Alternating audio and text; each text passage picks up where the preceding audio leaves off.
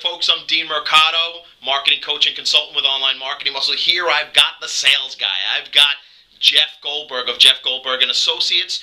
And Jeff, I want to talk about something that just peeves me. It peeves me. It peeves me so much that I created a saying around it that I use in a lot of my speaking, where I always say that great marketing paves the way for an easier sale. Now, that stemmed out of what I see happening over time. I've done a ton of networking. And how many times you'll go and you'll network with someone and they're trying to close you. You just met me 3 minutes ago and you're trying to close me on something. You should use my service. Oh my goodness. And it's like, well, how about, who are you? I don't even know what you do, really. It's obnoxious and it's inappropriate. It's unbelievable. So how does marketing do that, though? Because as salespeople, we're incredibly interested in having our sales go easier. How can marketing help us like that? Right, and I've heard you talk about this before, where you say things like, you've got to develop that rapport. And that's what I mean when I say great marketing. Marketing, if you focus your marketing on developing relationships, deepening relationships, yes, it's going to be easier to make a sale when the time is right. Because I've heard plenty of times, and correct me or how you see this in sales, but people buy when they want to. Absolutely true. Not when I want them to. So as a marketer, I can, until I'm blue in the face, keep piling my message on you. But if you're not ready to buy, I can't force you to do that. So the key is if I'm, as a marketer, I'm looking to keep developing that relationship. People use email. They do newsletters, right? You have a great newsletter as well. Thank you. And so newsletters are great, but if we're only talking once a month, once every quarter, how much relationship are we really developing? So how much is too much? That's a great question, because I'm always struggling with that one. I send out my newsletter once a month.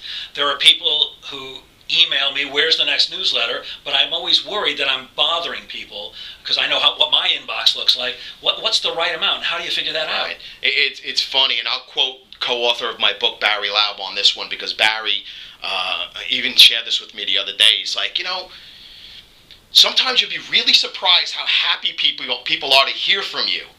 We think we're bothering them. And he said this to me the other day, and I agree with him. It's just sometimes you get caught up in that, not doing what you know how to do, and you should do.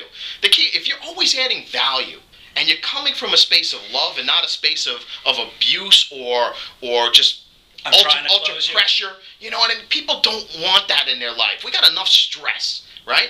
But, I've seen your newsletters, I've seen you speak, I know what you're about. You add value.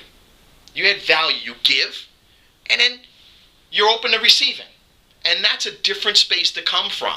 If you're not coming from that space of giving love, of giving value to people, they're gone.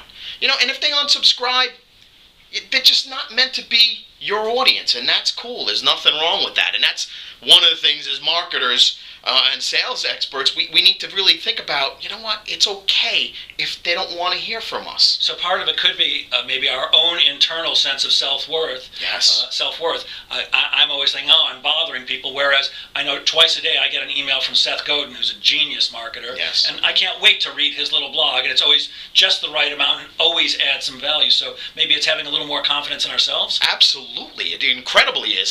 But you said it too. He's adding value. And he's not wasting your time. He gets to the point. And I love him too. I think he does great stuff. And there's almost never a pitch. Absolutely. Occasionally buy my book, but almost never. But at that point, he's earned it.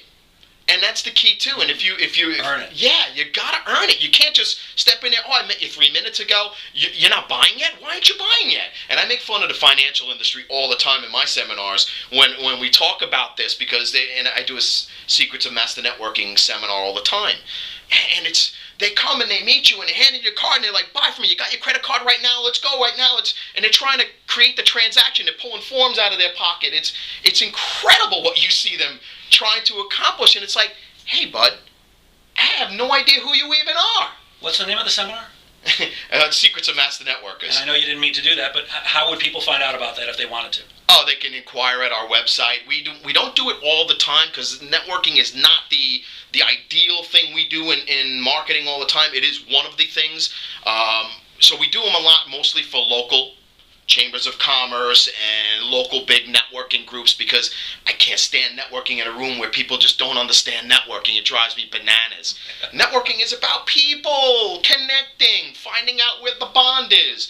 And strategic networking is about doing what we're doing here, going deeper with people, finding ways to add more value to one another and each other's audiences. So powerful, powerful stuff. Great stuff, Dean. Yeah. Thank you so much. More great stuff from Dean Mercado of Online Marketing Muscle. Thanks until next time.